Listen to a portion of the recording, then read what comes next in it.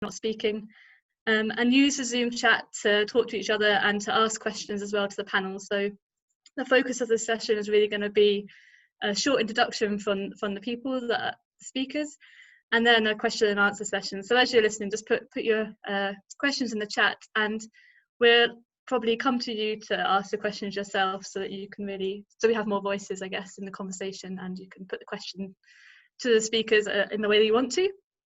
So yeah, I'm just going to share my screen to start with.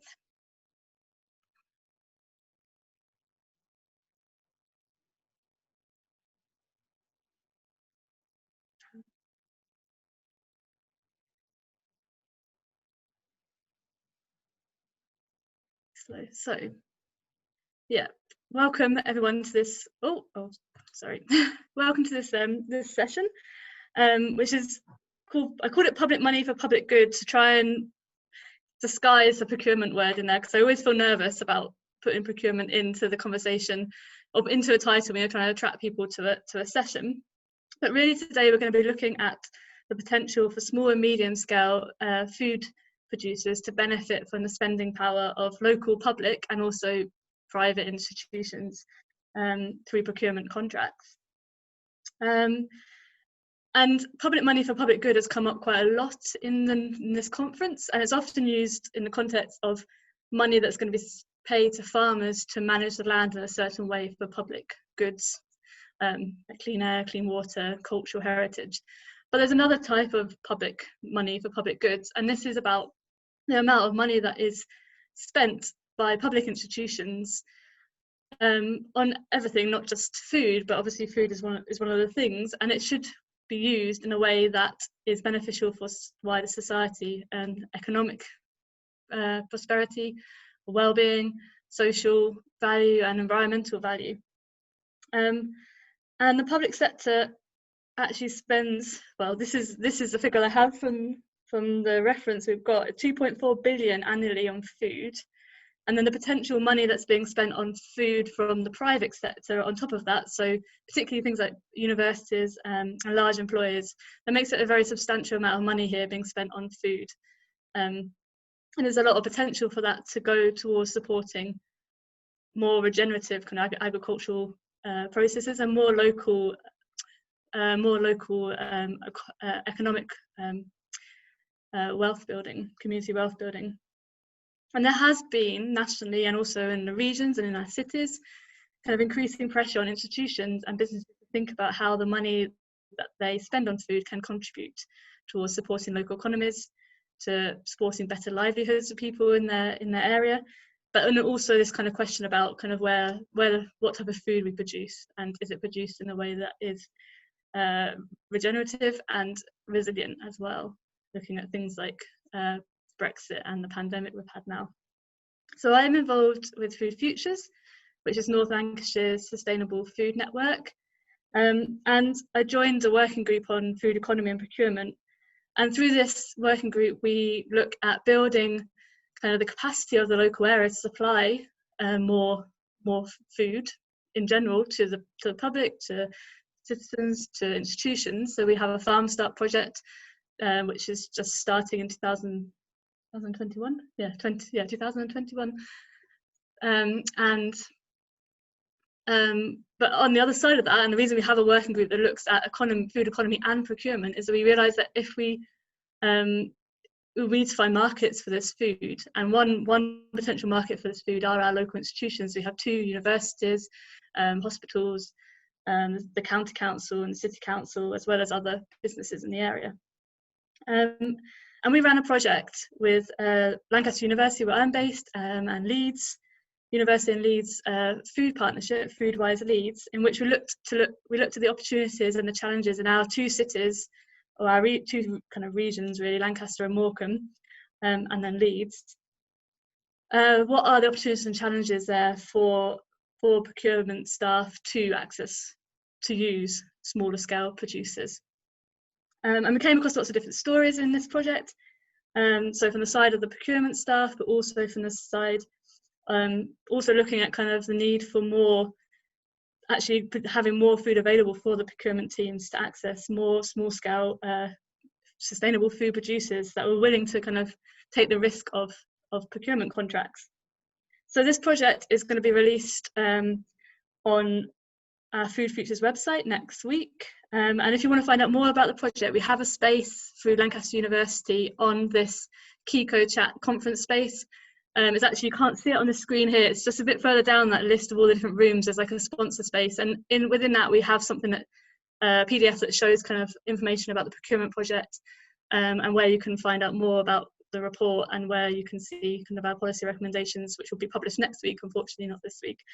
And also through this conversation, or for these conversations, I had a video conversation with 3 people from the National Advisory Board for Dynamic Food Procurement.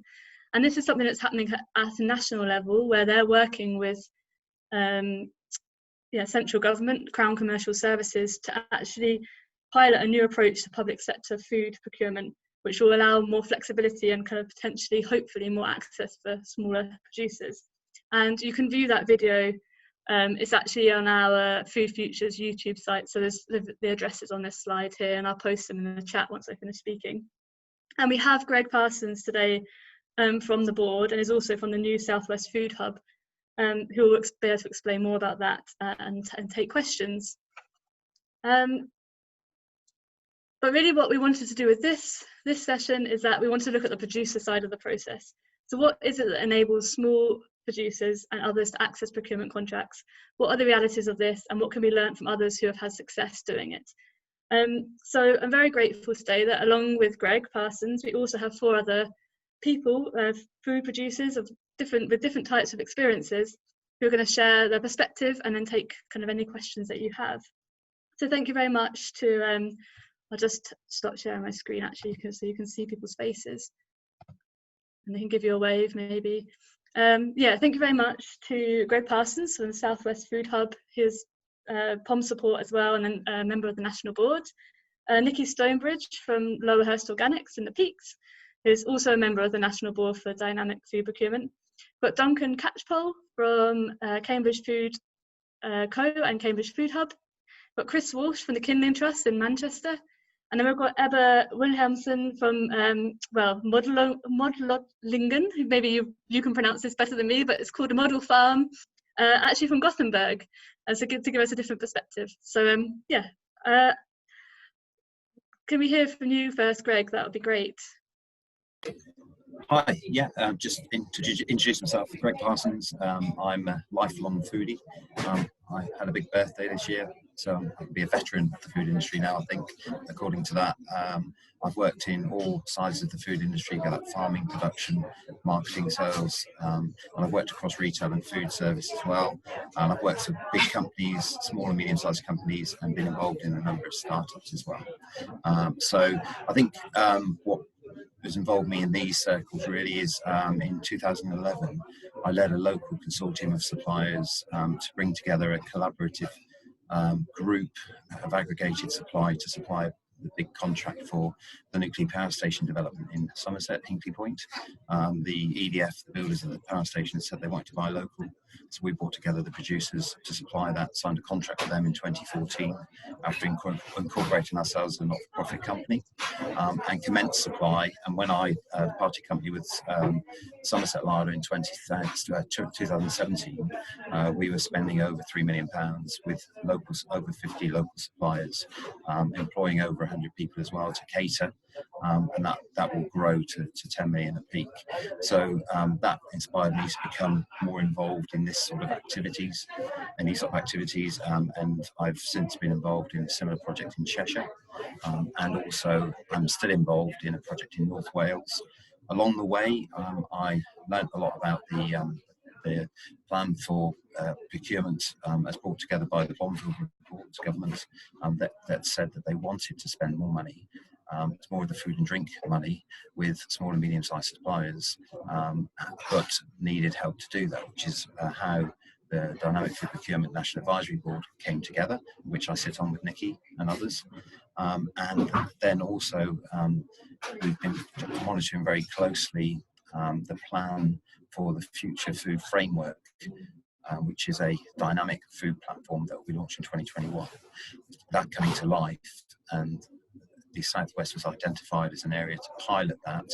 They've done a smaller scale pilot in Bath and North East Somerset, and this is a scaled up pilot which will run from early next year. And we've been handed a memorandum of understanding from the Grand Commercial Service to get the Southwest ready to engage with this new opportunity for small and medium-sized producers. So we formed the Southwest Food Hub, incorporated in May of this year as a community interest company, and we're now working across the Southwest from Gloucestershire down to the Foot of Cornwall to prepare the region, working very closely with our local enterprise partnerships and opening up what we think would be a great opportunity for small and medium-sized suppliers.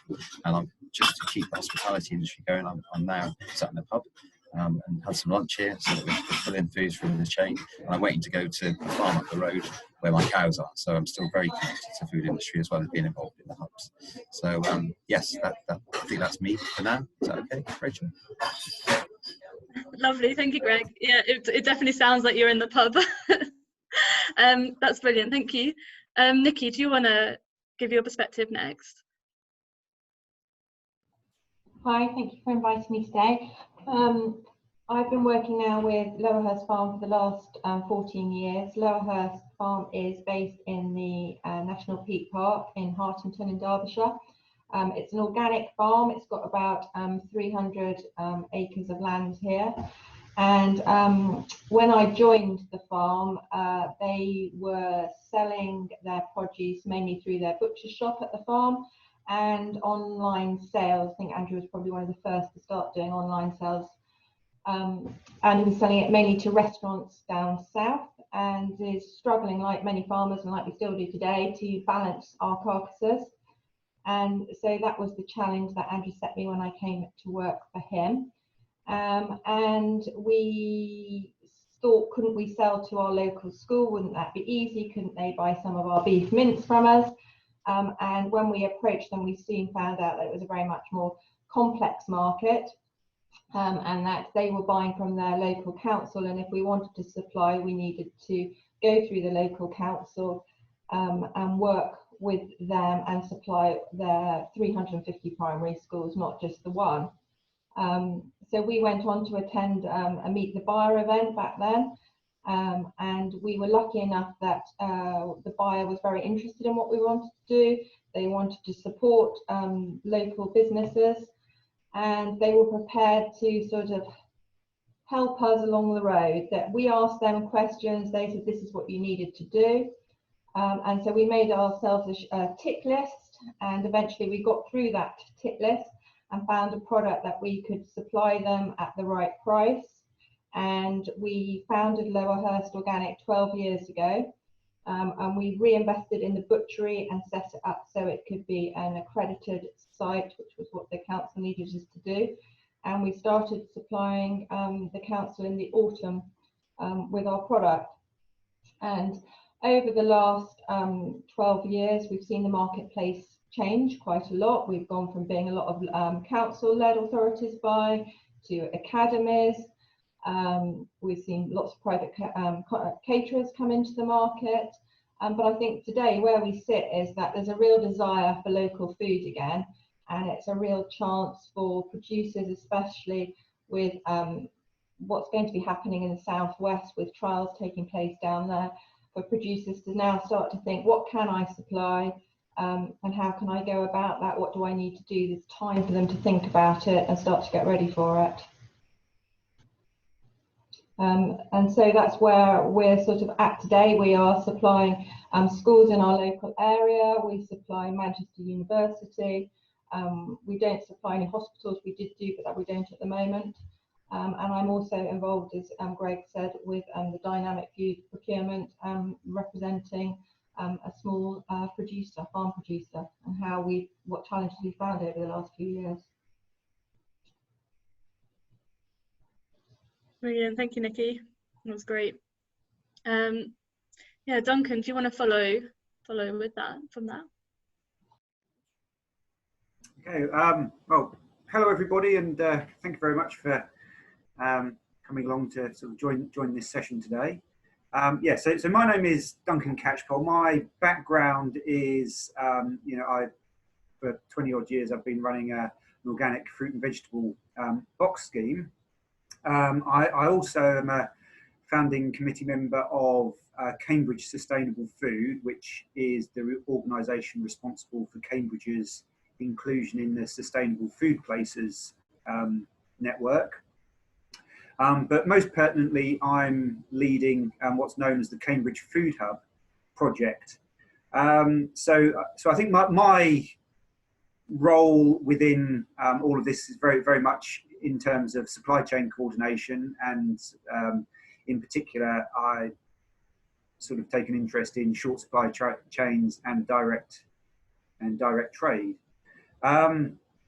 So a little bit more about the Food Hub project. The Food Hub is intended to sit at the heart of a community of local food enterprises, and the supply chain in which is coordinated in such a way that brings around various social and environmental benefits. We're calling this new, or this methodology in food supply chain coordination, the local food ecosystem. And some of the particular features of this system is that it eliminates systemic food waste. It facilitates direct trade, i.e. buyers within the city are able to purchase directly from farms that are local to Cambridge. It achieves more equitable distribution of food, and I suppose what we're really trying to achieve above all else is to create a vibrant local food economy. Now, the local food ecosystem is quite an elaborate concept, which I certainly won't be able to explain fully in the amount of time that we've got now, but I've recently written a book called Local Food Ecosystem: How Food Hubs Can Help Create a More Sustainable Food System. So please do look out for that early next year. Now, with regards to institutional food procurement, obviously, hopefully what I've conveyed about the Food Hub system is that it takes it considers the food system as a whole. So we're not sort of specifically focusing on institutional procurement, but that is of course part of the wider food system, so it comes within our remit. And certainly when I'm wearing my Cambridge Sustainable Food hat, one of the things that we're doing at the moment is going for the Sustainable Food Places Silver Award, and one of the key issues that we're required to address is that of is transforming food procurement. So Cambridge Sustainable Food has set up a procurement group locally, and within this group we are engaging with the University of Cambridge and Anglia Ruskin University. These are the two main sort of universities that are based in Cambridge. Where we're at with these, I'd say there is a very high level of engagement. These institutions are very keen to start procuring more food directly from local farms. And to give an example of the extent of that, Anglia Ruskin University have actually said to us that they intend to, or they've set themselves a target of sourcing all of their food from within a 20-mile radius. I can't remember the timescale that they set for that. Personally, I think that's a very ambitious target, but it does say a lot about the actual intention that's there. So I feel as though we're pushing against an open door.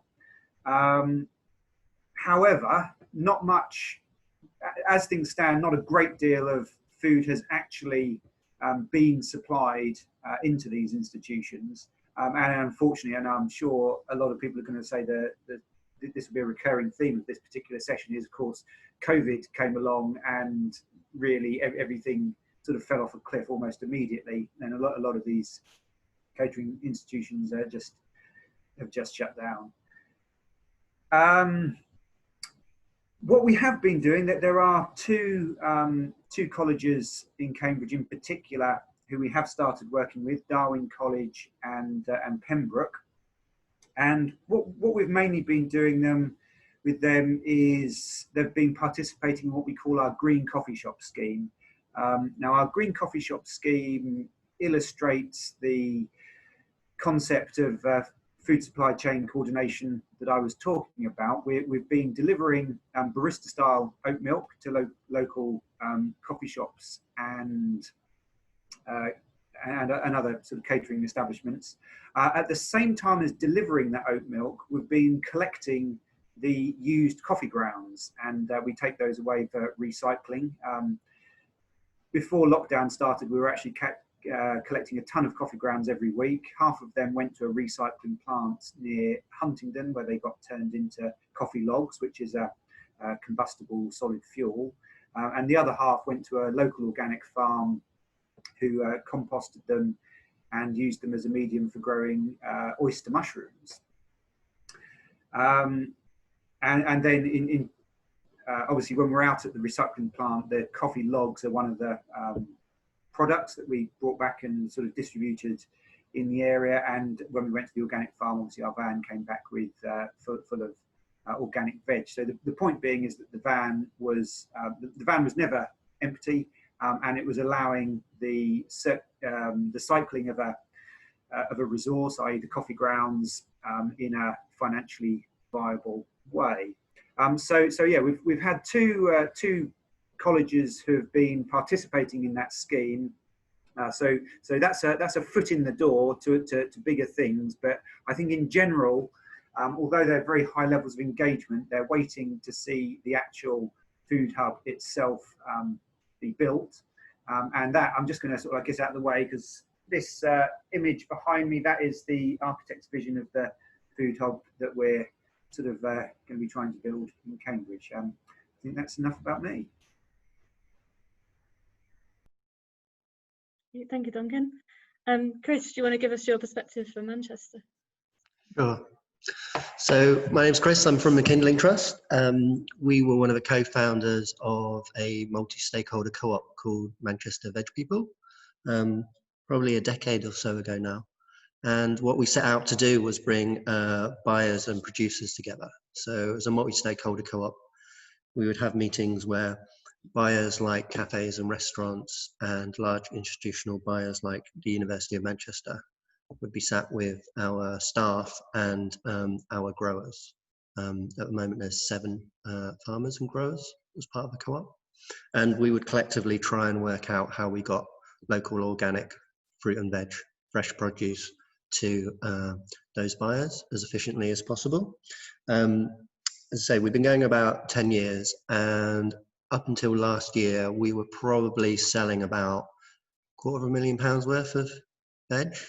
And we had plateaued, we probably plateaued 2 or 3 years previously.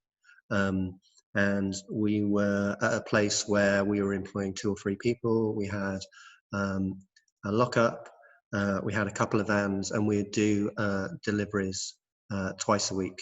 And we would either have our growers bring in the produce to the lockup, or we'd go out to people and collect the produce and then take it to cafes and restaurants. There were about 30 cafes and restaurants as part of the scheme, along with institutional buyers like the University of Manchester, Salford University, museums and galleries and the like here. And we had never, well, the largest purchase that any of the large institutional buyers would make from us was about £40,000. So the University of Manchester each year would commit to buy 40 grand worth of fruit and veg from us. We've never gone through the process of trying or winning a procurement contract. We've always tried to do it in a way that brought buyers into the co-op and work in a partnership kind of way. We've tried lots of other ways of growing the market. It feels like there's a real latent market there. We've tried working with individual schools, with large local authorities to supply a large number of schools. But up until last year, we were kind of really struggling to kind of make a breakthrough. And for us, that probably comes down to a range of things, partly the limited range of produce that we have available. We don't have a huge number of local organic growers around. Often the supply and the demand didn't meet at the same time. So the University of Manchester, for example, when they're quiet over summer periods was when we were having our best produce and the like. And obviously with COVID, all of that has gone pretty quiet for us now. So this year, I would say we're probably going to sell about 40-50 grams worth of veg to universities of Manchester and the like, and the restaurants. Partly because the cafes and restaurants have closed, but also because, you know, the campuses have been shut until very recently. That's had two impacts for us. It's meant that it's freed up our time to focus on our other aspects of our business, which is veg bags. So we've had a real big uptake in veg bags. So we haven't lost any staff. We're selling as much veg this year. We're just not selling it to the public sector or cafes and restaurants. We're selling it to individuals. But also we had a model where these cafes, the University of Manchester and the like, were the physical collection points of our veg bags. So on a Tuesday, not only would we be selling to the university fruit and veg for their halls and cafes and the like, we would have a van parked out on campus and we'd distribute 90, 100 veg bags and the like. So it's been a really interesting time for us. We feel that we do really want to get back to this model. We feel that the model has some potential. We feel it's really difficult to get growers to meetings. It's really difficult to coordinate the buying and growing and supply and demand of side of things. But it's come that we do want to kind of go back to hopefully next year. That's probably it from me, you know. Brilliant, thank you. Great. And Ebba from Sweden. Or shall I show your slides? Yeah, hello, hi. First of all, I want to say it's really interesting to get the point of view from you guys over there in Britain, and to compare it with the situation here in Sweden. And my name is Ebba Wilhelmsson, and I am the farm manager at the model farm, as we call it, and I'm employed by the property management department of at the municipality of Gothenburg, which is Sweden's second biggest city. And the farm is located on Gothenburg's outskirts on municipal land. And all the produce from the farm is delivered to schools, preschools, and elderly old people's homes. And we grow around 40 different vegetables on permanent raised beds on around 900 square meters. So it's not a big operation yet.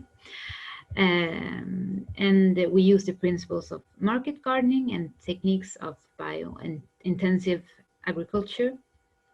And the farm is a part of the European project Saturn and is partly financed by EIT Climate Kick with partners in Italy and in Birmingham, Great Britain. And this project runs for 3 years, and 2020 is the second year of the project. And the first year we delivered approximately 10,000 portions of vegetables for school children, and this year we will probably delivering the double amount. And we delivered to 11 different units, and it reaches around 3,400 people. And just to be clear, they don't pay anything for the produce, but we measure everything and we estimate the worth of it. We also measure all the work that we're doing in time, like how long does it take to harvest carrots, etc., etc. And on the farm, one person is employed on 75%, 100% during the summer and 50% during the winter. And we're also receiving help from interns for, I estimate, around 50% of the time. And right next to us is a school that is educating adults within the green sector and run by the region of Västra Götaland, which is like the bigger region around Gothenburg, and whom we have a close cooperation with, their classes and their teachers. And the feedback from the kitchen so far have been mainly very positive. The smaller kitchens for the preschools found it a bit challenging to handle all the produce to begin with, but they have adapted throughout the seasons. And the crops we are growing are not chosen to fit these, but rather to fit in the model of market gardening with high yield crops, tomatoes, different kind of brassica leaves, etc. And this is somewhat a problem with all the brassica leaves and garlic example that are, for example, that are not very well suited for elderly cares and childcare, but it's working out fine. And the closeness to our customers or the people we deliver to is a really big benefit as I see it, and I can easily contact them if I have a surplus of something, or to ask them if they can receive something that isn't top quality. And it's also very beneficial to have such a big customers compared to, for example, a CSA boss scheme or something like that. It saves a lot of time on the admin sides to have contact with bigger producers, as I see it. And there's also great opportunities for the people who are receiving the food to learn about growing and give them a closer contact to where their food is grown. We have had study visits, but there's a lot to be done on that section too, with the pedagogical side of it. And I think after this experience that a key factor for delivering to schools is to find kitchen staff to cooperate with that is really enthusiastic about the produce. And some of the chefs I have been talking to are super enthusiastic and really appreciate the taste and different varieties they are getting. And an interesting details is that the chefs and children with other backgrounds than the Swedish has shown more interest in the products and fresh vegetables. That is my, that's been what I've seen so far. And finally, I would just like to say that there are other examples in Sweden that are actually selling through the public procurement, which is pretty difficult in Sweden. But they have sold it as a package with activities on the farm and study visits and so on, and therefore have got it through the process of public procurement. Yeah, that was it for me. Thank you. Thank you, Ebba. That's great as well. And you had another slide actually. I didn't show it. I just. Oh yeah. This was just. This is zooming, but now it's not working. Oh, there we go. You can see. Lovely sunny day. Brilliant. Thank you, everyone. That was really useful. So I'm just looking through the chat here, and some questions have already started coming up. So Hannah Field, do you want to ask your one directly? I think it was to Duncan, but I think it's actually one that could be quite generally asked by all the speakers. Yeah, sure. So it was when Duncan was talking about the fact that institutions have been really keen on being part of this sort of work, but not seeing the action through them actually starting to buy in the food. And you mentioned COVID sort of very closely with that, and it kind of dropping off obviously because of the COVID stuff. And so I was just wondering, was that a main barrier to your progress, or are there other kind of key barriers that you would say you've come across?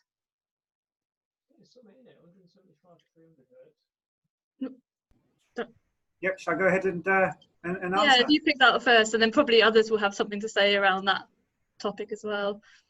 Yeah, so yeah, the COVID thing has definitely put everything back. I think the reasons for that are twofold. One is just the literal fact that, you know, universities in particular have, you know, they've closed their campuses down, or they're just starting to go back now.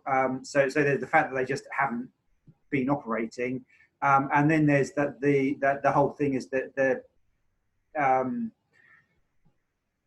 these sort of new sort of procurement ways are, you know, they're not essential to these organisations, and you know, so attention has been diverted to implementing sort of COVID policies, etc., and just adapting to the challenges that have been faced. So.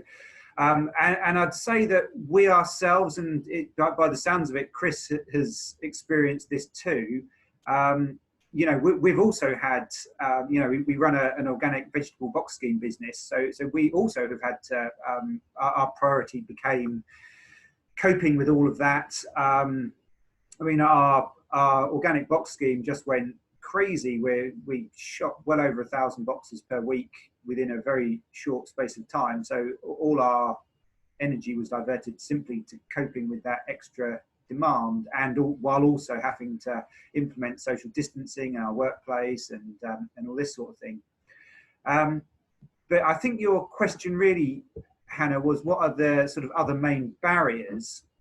And I think the main barriers, and again, I think other people have said that, it just isn't as straightforward as you think it might be to sort of access these procurement contracts. I mean, the reason why I haven't mentioned that our hospital, Addenbrooke's Hospital, for example, is because they're tied into very, very long-term contracts. It's not even sort of worth talking to them for like another 15 years, for example. The University of Cambridge, as I said, we actually have the chairman of the University of Cambridge Catering Managers Committee as part of the Sustainable Procurement Group. But they have their own rules in order to sort of be able to command the collective buying power that the colleges all have. That they have to buy, I think 90% of all of their procurement has to be grouped together, leaving them just sort of like sort of 10% of their spend able to go on the type of food that might come through the food hub, for example. There's there's an organisation called TUCO, which I believe stands for the University Catering Organisation, something like that. But yeah, so you've got, and in order to access those sorts of markets, your IT has got to be all right. You've obviously, that then takes you into a zone where you have sort of anti-modern slavery policies, and you know, all of a sudden it starts getting into the realm that you have to be a really large-scale organisation in order to sort of satisfy the bureaucracy that goes behind that, really. So as I say, there's definitely will, and I do kind of feel that with Anglia Ruskin University in particular, because they're less of a complex organisation to deal with than the University of Cambridge, which is separated down into the colleges. I think we definitely would have been providing fresh produce to them this year had it not been for COVID. Thank you, Duncan. Does anyone else have any comments around this? Or yeah, thanks, Greg. Do you want to step in? Yeah, I mean, so all of what Duncan says is absolutely bang on. I think a slightly more positive start on it for us in the two groups that I work with in North Wales and in the South West is whilst the momentum was building nicely in the South West, COVID hit and crisis in the food sector, what we turned our attention to, and we got together very quickly as a steering group that work on the fabulous food, is to say there's a big issue here that you've got people that want to buy and can't find produce to buy, and people that want to sell can't find people that want to buy it. And there was a real sort of mismatch. So we sort of turned our attention to just getting people to connect with each other and resolve each other's issues, and in turn their own issues of losing either supply or demand. So we served a purpose there. Whilst not public sector orientated, it did bring together food community a bit more. And for public procurement, in my view, that's absolutely critical that suppliers are prepared to work together, because all too often SMEs on their own are too small to supply an institution. So it's going to need to be supply to be aggregated. And we'll talk maybe a little bit later about how that's going to be more possible going forward. But I think there's a big change needed in the mindset of producers, and many are already doing it. And there's people on this call, Duncan's group, Chris's group, that have seen the advantages of working more cooperatively and collaboratively to service bigger opportunities. So some good came from that in the South West Food Hub. And if I look at the Welsh project that we're working on, the big issue in North Wales, in Gwynedd and Angus in particular, is food poverty. Let's get a bit closer to the microphone. It's a bit better. So we, working with the local councils, so working with the public sector, pulled together a scheme called Negas, and again, in response to the local producers losing their markets, we managed to get local producers to work together with a local food service operator in a hub to bring together local producers, food into boxes, then supplied and funded by the council to go to the vulnerable people. We did that from April through to the end of July. There's still a few going on now, funded by Welsh Government, and actually with some surplus food going into that as well. But it was a brilliant example of everybody, because it was urgent, breaking through all the normal barriers and just getting food together and getting it to people that need it. And the local producers benefited from that because they would pay full price for it. Say some chips and stuff that was just going to waste. But it worked really well. Now we're using that as an example. We had a conference earlier this week with the Welsh Food Group and Welsh Government to say this is a great example of how, if we take away these barriers, Duncan was just talking about some of these old ways of doing things, actually we can do some really good stuff here and open up some markets. So there was some good that came out of that is coming out of COVID. I think the other thing as well is it's highlighted on a national scale the vulnerability in our food sector. The fact that actually we are too dependent on food that's imported from outside the UK. If we're not careful, if we don't help our local producers, then they won't be around.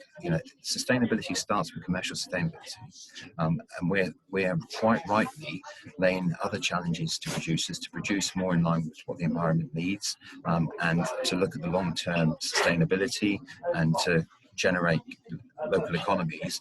But first and foremost, they must stay afloat. And I think the government have been scared by the fact that we could get into a situation where there's not enough food to feed the people. And COVID has brought that to the surface, but it was already there through Brexit as well. So I think that's played to our advantage. And the final point I would make that's played to our advantage is that now a lot of the public sector are still disrupted by COVID, by people being furloughed and not being the people at the institutions. So therefore, how can they contract for a 4 or 5 year contract, framework contract, for goods when they don't know what they need? So therefore, they need to approach public procurement with a far more flexible system. And the systems that are coming through that are technology driven provide far more flexibility in buying. So it's coming towards us, I think. Thank you, Greg. And we'll probably come back, I guess, a little bit to the technology and public sector stuff maybe a bit later as well. Does anyone else have anything they want to add at that point about COVID? I guess also highlighting the potential risks of relying on procurement contracts. Oh, Chris, yeah. Thank you. Yeah, another area where we suffered with our relationship with the public sector, as we're quite reliant on the public sector for a range of other things. So with the university, every year we would get university interns. We would often have the university staff come out and help on the farms. We really benefited from the marketing teams the university would put in place. So this year, that wasn't there for us. But then the university, because we have a good relationship with them, really stepped up when COVID kicked in. So we had university staff driving our van for us. They found us extra space to store our produce and stuff. So everyone has really kind of pulled together. And the public sector shouldn't be seen just as someone who buys your veg or your beef. If they're a good partner, they have huge resources. Yeah, that's a really good point.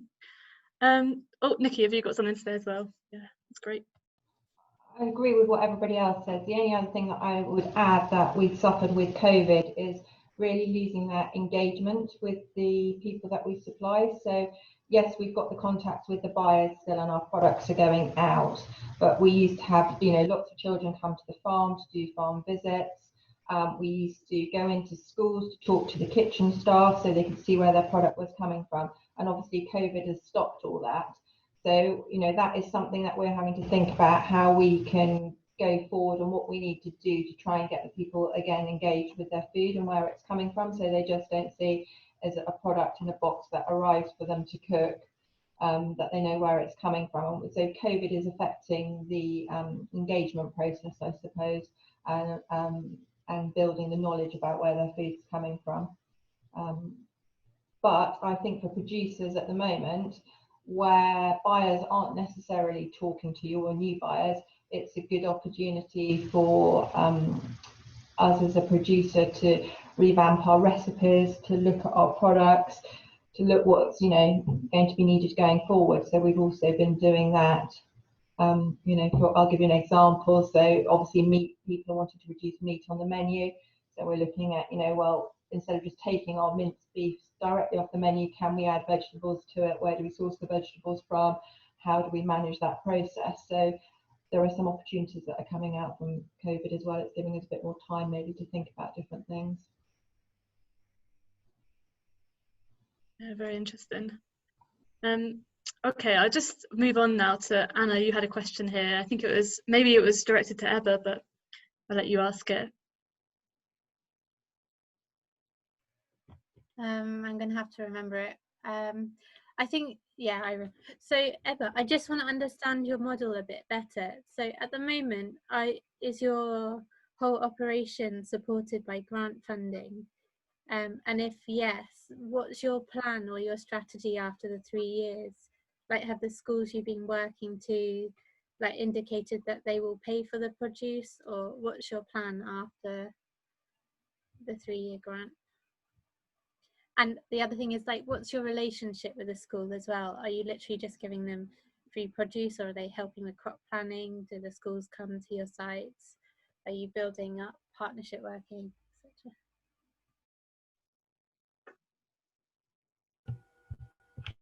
Okay, thank you for your questions, Anna.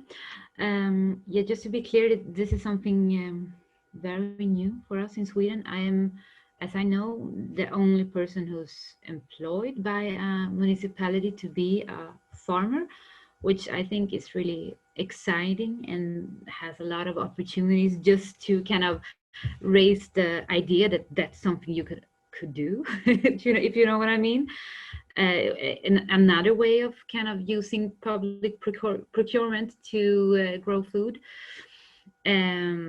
So the project didn't start out with the aim to farm for the public sector. The aim of the farm is to produce food and to produce education and information to support other small-scale farmers in Sweden, and to help kind of the movement of small-scale farmers. So we record a lot of information and try and give out kind of education and knowledge that we find to try to spread this model in Sweden, which is still quite new. So the solution to use local schools, etc., for our produce was something that kind of ended up in the process of the first year, and we wanted to still stick to our main goal to kind of to give information about market gardening. So we did not adapt our crop plan towards schools and elderly care and preschools. We wanted to keep the traditional market gardening crops. So with that knowledge, they still wanted to do this cooperation, and we let them do an evaluation after the first year, like, do you want more of this or less of this, and kind of adapted it a little bit, but still within the frames that we originally went through. And unfortunately, I don't know what will happen with the farm after these 3 years, or with the position that I have. Hopefully it will have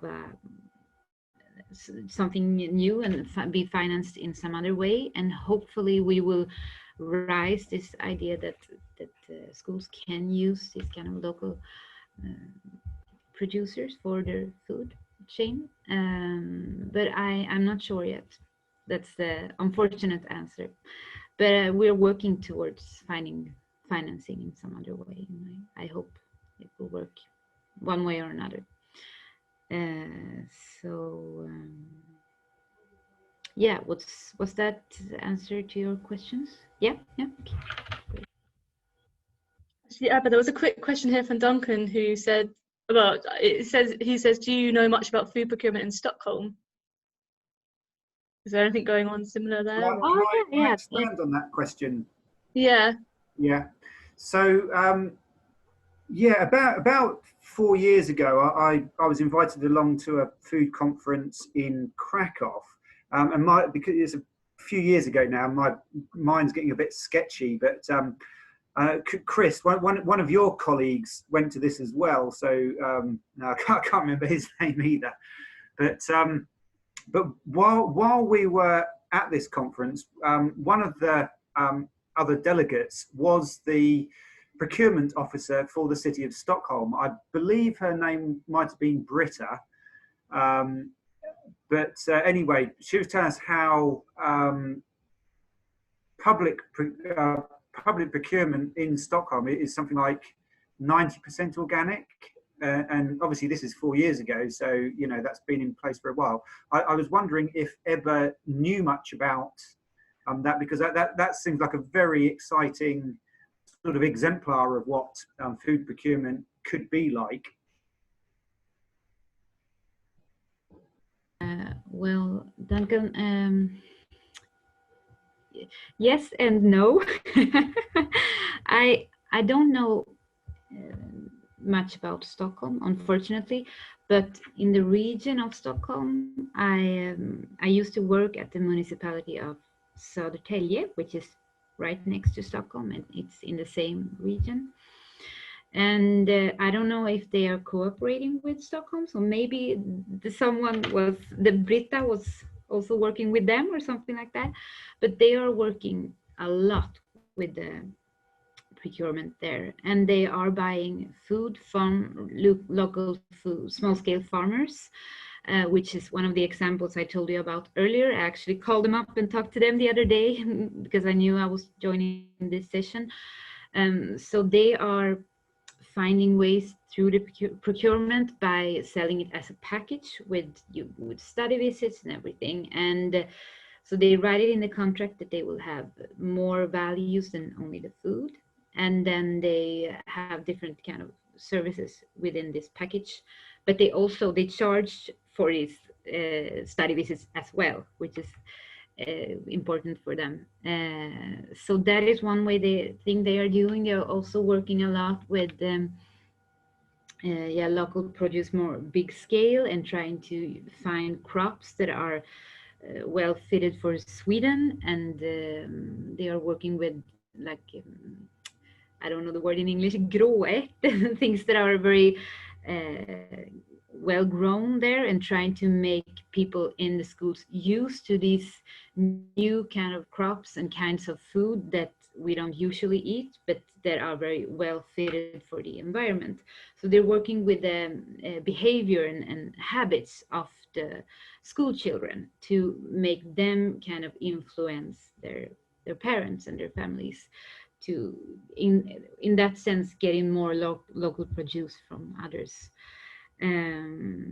So it's a big project called Matlust, which is kind of food enjoyment or something like that. That is working with these kinds of questions in the area, especially in Södertälje. And I think I really recommend to check it out because they have a lot of interesting projects. And I would guess that they are cooperating with Stockholm, but so it could be kind of the same, but I'm not sure. Long answer, but okay. Thank you. That's great. Could you write the name of that project in the chat so people can look it up if they want to? Mm-hmm. Just a quick question here as well from Akenil. I'm not sure what your name is. Do you want to ask this, or it's just? It says, is anyone's outlet providing pork from local producers? I don't know, it's quite a particular question. Do you want to expand at all?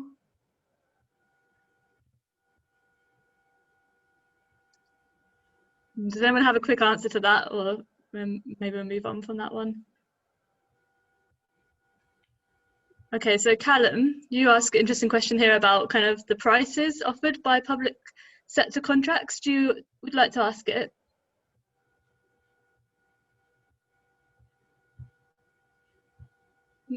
So maybe it's gone. I'll ask it for him. So what are people's impressions of the prices offered by public sector contracts? Are they high enough to maintain high standards of production without relying on oh, okay, he's sticking to typing. Sorry. So yeah, are they high enough to maintain high standards of production without relying on unwaged or low-wage labour, for example? Does anyone have any thoughts on that?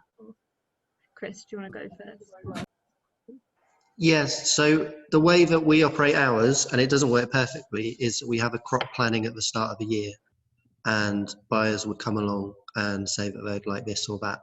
And what then should happen is the growers set the price, and within the co-op there's no negotiation on price. So what should happen is, when someone would say, okay, £1 a kilo for that, and the buyer would either say yes or no, and then the buyers, the growers and the buyers aren't really supposed to have a relationship outside of the co-op. And we found that usually our prices are maybe 10, 15, 20% higher than what people would get from a traditional wholesaler. Ours organic, the wholesaler not organic. And but it basically works its way through.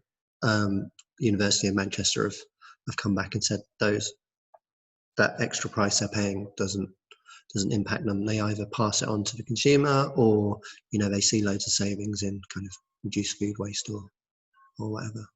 So it works out for us, but I couldn't tell you how the growers have worked out that price per kilo. Greg, were you going to come in there? So I think I'm going to relocate in a minute, so quite a bit. The pricing situation has historically been what a lot of public procurement has been centred around. The Plan for Public Procurement 2014 tried to break that with a supplier sort of scorecard that broke down how public procurers would buy into different areas. The struggle was to implement that and actually to follow that through, and that's why this new future food framework has been brought together, and the platform to go with it is this will allow that to be brought together through technology. And I think you'll already find, and Chris's example is, case in point is that public sector do pay a premium where they're getting added value, and it's often done outside of framework contracts. And the reason why price is the default for most big contracts is that it's generally the food service operators that will tender, not the producers.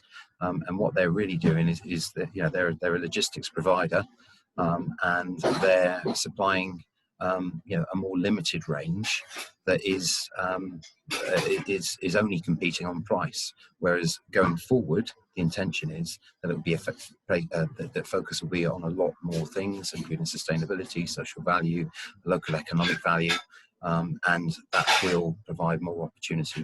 But there's still, you know, it's about value, and that can be added value, but you can't just add cost without adding value. Duncan's eager to get in, so I'll let him go.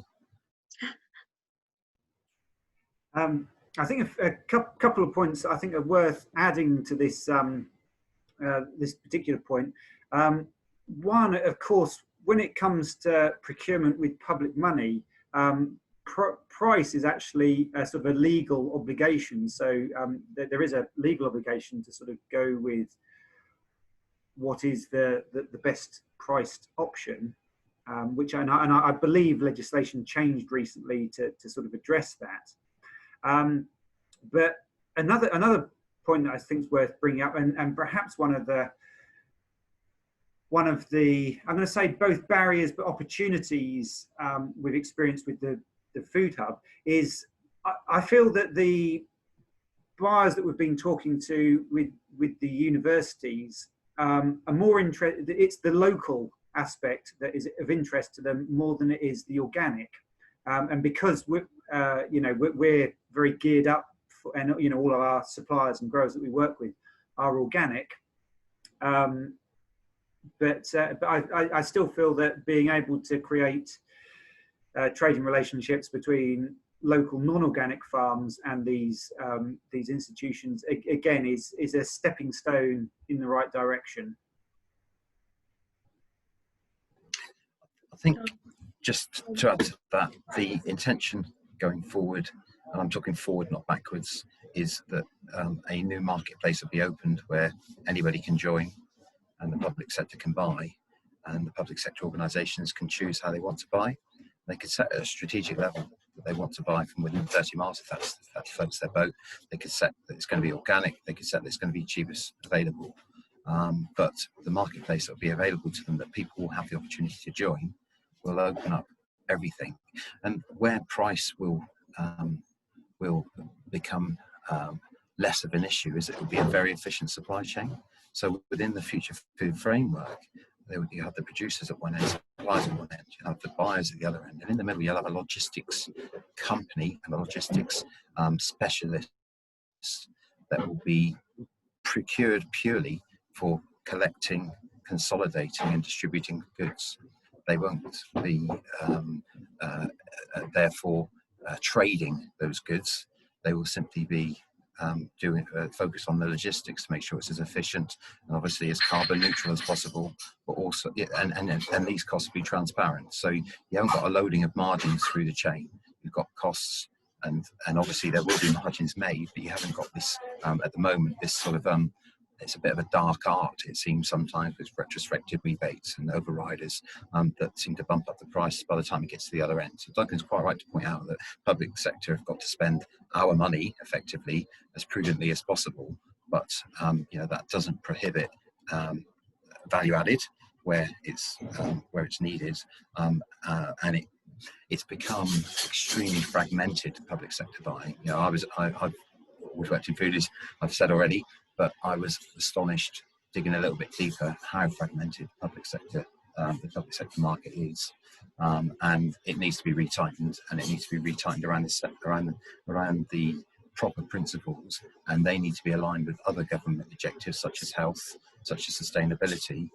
So that needs to be allowed for within the procurement. You know, sellers and buyers need to be taking those things on board and social value when they're making these purchasing decisions, and that's what the new platform will allow. I think it's good. Nikki, you had your hand up there as well. Yeah, I was just going to say, as a producer, we've worked and been very transparent with our prices, you know, how much our boxes have cost, our workforce, etc. But one of the things that it's not necessarily the buyer, especially with the schools market, that is adverse to the price that we're charging, it is the parent. And you know, they're selling their meals at, you know, a range from £2.50 to £3, whatever the school meal is in the local area. But it's the parent that will question, you know, why have you put organic on when we could go to our local supermarket and buy this frozen produce at this price, and we could create a meal from this. So sometimes I feel for the procurer, because you know, they're under a lot of pressure by the parents as well. There are some that are wanting local and do want organic and do want it to be sustainable, but there's also a lot of parents that are on pressure for their budgets and want the price of the school meal to come down, where their child isn't getting it free, or you know, they're not, their children are older and they think, well, if I just provide them with a sausage roll or whatever it is, then that's better value for money. So I think it also is this whole approach where you have to educate why you're doing it to both the kitchen staff, the buyer, and the person that's paying for it at the end, the parent.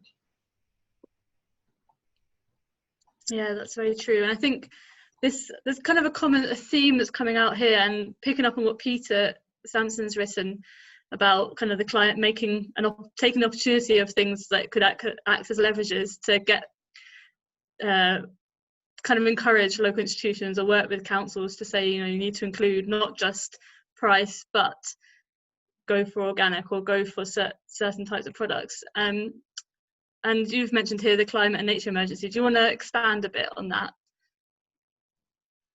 We worked very closely with the climate team in County Durham when they were putting together, we being Food Durham, the County Durham Food Partnership, when they put together their climate emergency response plan, and they looked to us to build in bits around the food system. And so pointing towards a more climate friendly approach to producing food was one of the things that they were quite receptive to.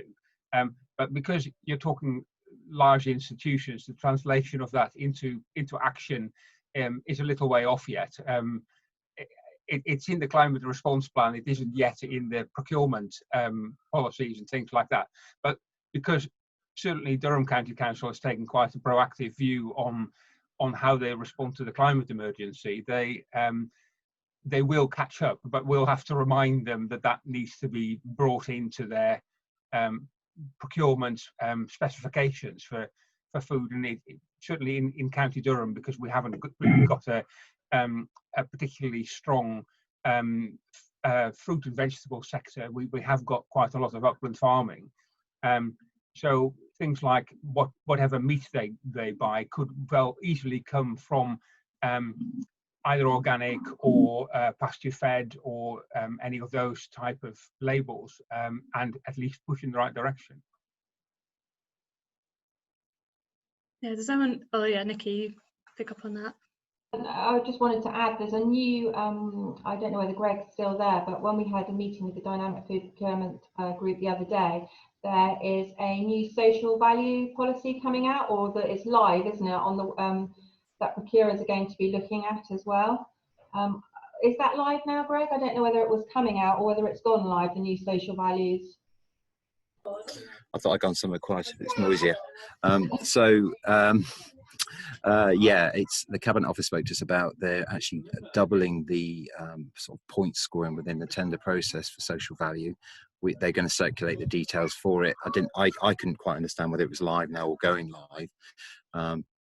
But yeah, I mean, there's certainly more focus on the wider impact of public sector buying. I mean, another basic one, common sense, is the NHS. You know, is if they are prepared to look not just at price and look at nutrition and the quality of food they buy, then in the longer term, perhaps they won't have so many people visiting them.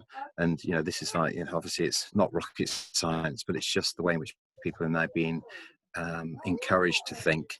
And I stress it's encouragement. You know, we're a long way off, but I think the new approach, we hope, will lead to some form of mandatory compliance in public sector buying in the longer term. But what I would try and get across to everybody really is that there's a momentum. I mean, there's a lot of distraction through COVID and Brexit, but there is a momentum and a lot of people that are determined to change the way the public sector buy food and drink. The Cabinet Office themselves, who sat in on the meeting last week, as Nikki would have heard, said this is a unique time. This is a review that's been long overdue, and it will be, you know, a point in time where we've got the opportunity to reshape these things. And people like ourselves and yourselves, I'm sure, you know, are determined to make that happen. But you know, there are going to be barriers and there are going to be difficulties that we face along the way, but there is definitely a mood change, and food is definitely now deemed to be far more important on the government agenda than it ever has been, I think.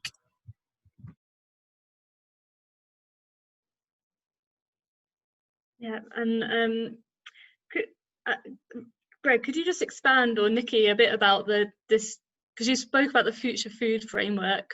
What exactly is that, and how would producers access it or get involved? Or like, what would you say to, like, so if we're working here with quite a lot of upland farmers, like in Lancaster and Morecambe, what can we do to kind of help them to get involved if they want to in this type of thing? So, as we talked about, it started in Bath and North East Somerset with a pilot to basically introduce a technology-based platform that at one end allowed producers, through meeting a certain criteria, entering the platform, to put their projects up for sale. At the other end, the buyers in the schools, colleges, universities could select how they want to buy, whether it's, you know, whether it's a locally biased, whether it's organic, whether it's purple carrots, whatever it may be. And the technology matches the supplier with the buyer, and then automatically facilitates a logistics network to get one to the other in a consolidated form. So this was run on a small scale, deemed to be successful, significant saving in food miles, better quality produce, etc., etc. And now, based on that success, the Crown Commercial Services will lead a project to trial that on a larger scale, looking at food procurements of somewhere between sort of 10 and 20 million to start with, to see if that can be applied to a bigger market through 2 distribution hubs across the southwest. So it's using technology to open the marketplace. And sorry to ask another question, but I was wondering, how do things, say like the Cambridge Food Hub, or if there's food hubs around the country, how would they interact with this distribution hub? Yeah.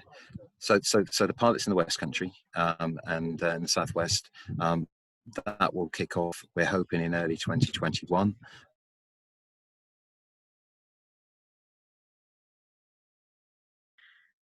Oh no, lost him. Test and trace. So once the procurement of... Sorry? Yeah, we lost you for a minute there when you were talking about when it was going to be launched, 2021.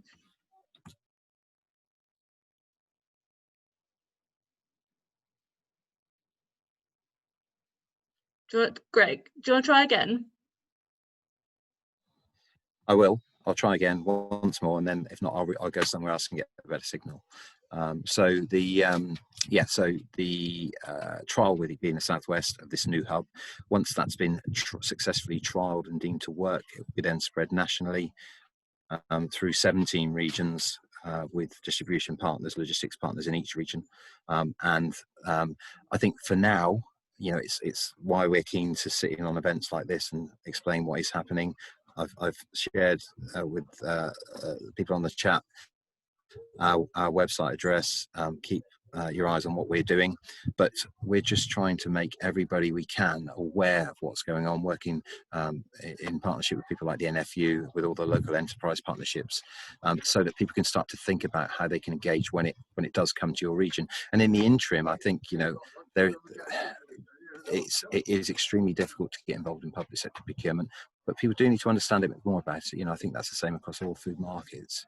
You know, we're a producer. I work for a producer, and we do need to understand more about what happens at the other end of the chain, how it's going to be used and sold, and how we might make ourselves more ready for that.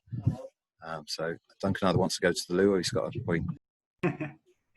No, I'm really interested, and I'm glad that sort of Rachel sort of made the connection that, you know, the platform that you're talking about might be applicable to projects such as our one in Cambridge.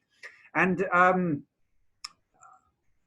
It's strange. I was in conversation not long ago with a chap called Anthony Davidson, who is the guy that set up Big Barn, and he was starting to describe to me something similar to what you're talking about. I'm just wondering if it's maybe one and the same thing. Yeah, Anthony sits on the NAB with Nikki and I, so it is.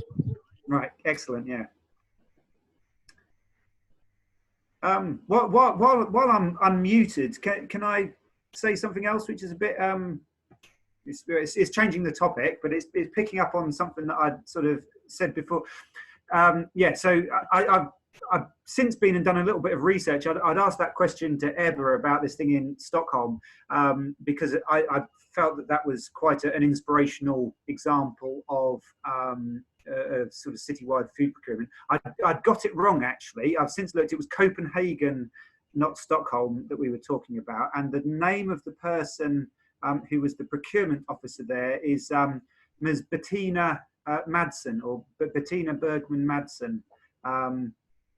But I think for anybody that's in this space talking about procurement, who wants to do a bit of research, I think Bettina would be a really inspirational person to sort of try and get in contact with. Great. Could you write that in the chat, Duncan? Will do, yeah. The name captured. Thank you. That's really helpful. Does anyone have any final points or any questions they want to write in the chat now? Otherwise, I have one to wrap up on, really. But is that time to answer whether the pork question? Oh, you're here. Yes, please. Could you expand on your question and who it was directed to? Is whether any of these public body institutions are demand or sourcing high welfare or organic pork from producers that anybody knows of. Does anyone have any comments on that? Nikki or Greg? I was waiting for Nikki. I know that with the Soil Association, schools that are part of the Food for Life programme have got silver or gold. Some of those you find are sourcing organic pork or free-range pork. But you'd have to look on the Soil Association website for which. But yes, there are, from the school's point of view, I know there are some that are sourcing it, if that helps. Yeah, thank you. None of you are sourcing pork in your distribution outlets between producers and the institutions? No. Why is that? Because we are a beef farm and we do beef products, so that's from my point of view. I don't know anybody else. Duncan had his hand up. Yeah, I'd just say handling sort of meat and dairy products introduces a whole new sort of level of difficulty, because obviously you need there's much more stringent food safety requirements dealing with those types of products. So I think one of the reasons that the Manchester Veg people have had the success that they have is because they're handling sort of fruit and vegetables, and that's certainly the area that we've been looking at with the food hub as well. So yeah, there's a much there's a degree of complexity when you sort of move into those types of food products. Thank you. Nikki, do you have anything to add from your experience with beef, and you had to turn it into a product that actually would get used? I remember you saying on the phone to me. Yeah, I mean, we worked with each of the customers and say, how do they want it? Do they want it as a roasting joint whole? A lot of them don't have the staff in the kitchens that are available to slice 400 to 600 slices, so they wanted a product that was already done, so i.e. beef mince, or we've done a meatball for some, we've done an organic burger. It really depends what each customer wants. We do freeze all the products, so there's very little wastage, and we do make to order so that we don't have a lot of stock sitting here at any one time. we found that there is definitely a demand for higher welfare meat out there. And you've seen that the public sector are cutting down on the number of meat items that they have on the menus, and so they can have better quality meat, but have it on the menus less often. But going back to the dynamic food procurement, what Greg was saying earlier, I think that with that system, the main difference is going to be the flexibility for producers. So if you are a carrot grower and you only have this amount of carrots, normally you'd have to fulfill the whole contract, but you're not going to have to do that now. They're going to get, you know, obviously groups of them together. So if that system works, it's going to give producers a lot of flexibility. And it's the chance now for people really to start getting ready for it. You can, I mean, one of the good things I think for producers to do is to go and look on menus. You know, the menus are published online. Go and look at your local school, your local hospital menu, and think which items of that could I actually do, and then how could I do those. And so that's how we started off with our meat products. Looked at the local school menu, what's on there, what can we fulfill that's on there, and how do we go about achieving that. That would be my suggestion to people. Yeah, very good advice. There's something here as well in the chat from Elle Wardle that's useful, that you might find that interesting, just from the Soil Association. She just sent you their email address if you want to get in touch. We can save the chat at the end and we can share the details here. I was just gonna bring together this idea that I think lots of you have mentioned about conversations and dialogue between procurement people and between producers and other people, I guess, that are important in that. And yesterday I had a conversation for the first time with the procurement staff at our university, 4 of them, and it was really interesting. And and now I can see lots of ways that we can maybe work together. And I just wondered if you could each maybe briefly just say, like, how have you found, like, what has worked in getting those people together in a room when they're all really busy, or in a space, and or what hasn't worked, I guess. I don't know if anyone wants to comment on that.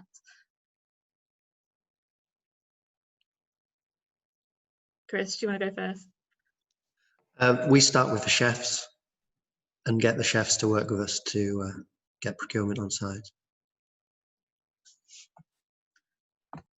I was surprised that at the university, the procurement seemed very on side, although their focus is always on packaging and food miles and carbon associated with food miles. It was very hard to bring in the wider subject of how the food is produced. And I'm wondering, like, how do you create a space where you can have those discussions?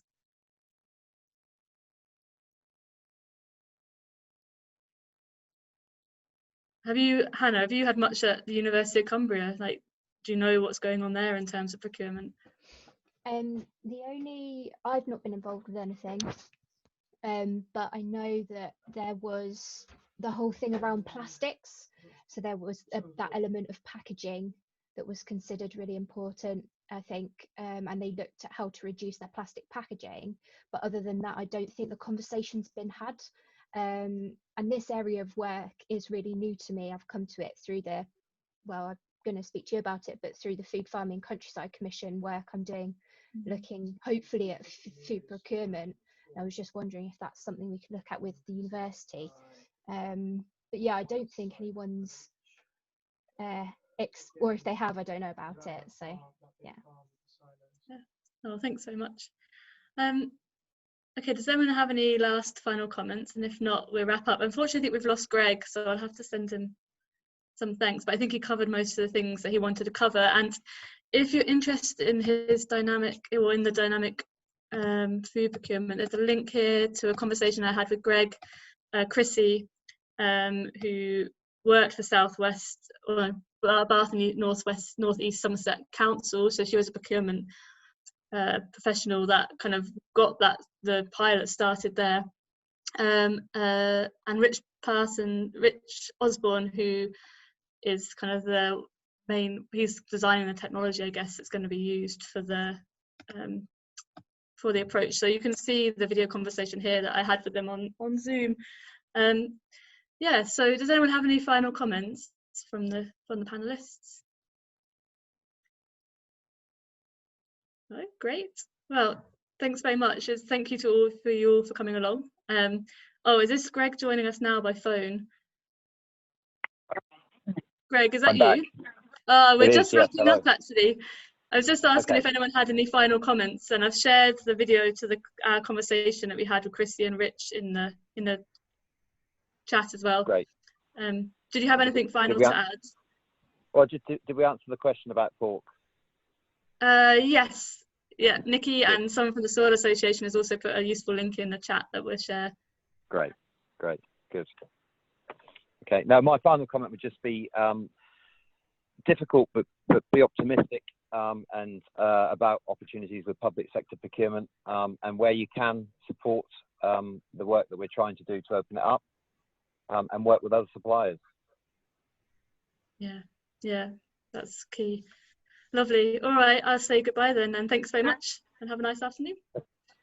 Thank you. Good afternoon.